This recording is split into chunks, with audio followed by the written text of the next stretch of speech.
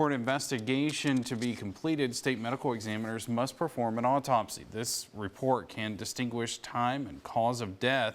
However, some coroners say they've waited months, even years, for the answers to their questions. Our Stephanie Poole joins us live in the studio with more on the story of how the backup at the crime lab affects our local investigators and coroners. That's right, Joey, 14 to 21 days. That's how long it can take right now for some official results to be released from state pathologists. While the chart continues to pile up of new procedures, local coroners are facing the obstacle of keeping investigations ongoing.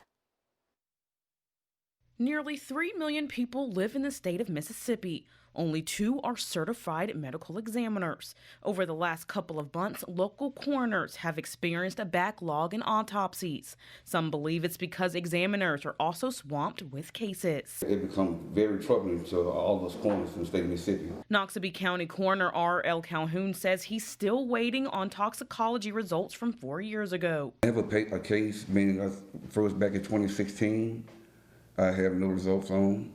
And I also have one recently, now going on 6 months, that I'm waiting on results from, and the law enforcement and the district attorney. So right now, hands are tied on that case. Pearl and Biloxi, that's where 2 state crime labs are located for procedures. What was once a swift examination is now taking longer than usual.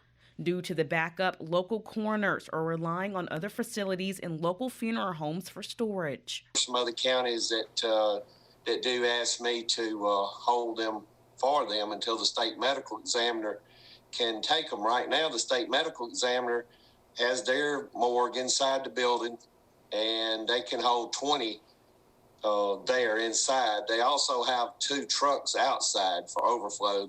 Monroe County Coroner Alan Gurley says not only are law enforcement and district attorneys delayed to finish a case, families had to hold off on funerals and completion of death certificates. If I tell them if we can even get an autopsy, it will be probably 2 to 3 weeks before you can have a funeral.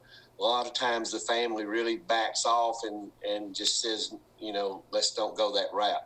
Families want to plan plans to, to have a service for their loved ones. They can't because they won't be back in time. Then that's another 2 or 3 weeks later, then that's a burden on the families, and our hands are tied. Even though Mississippi has 2 people who perform autopsies, it's still an obstacle to inspect several bodies.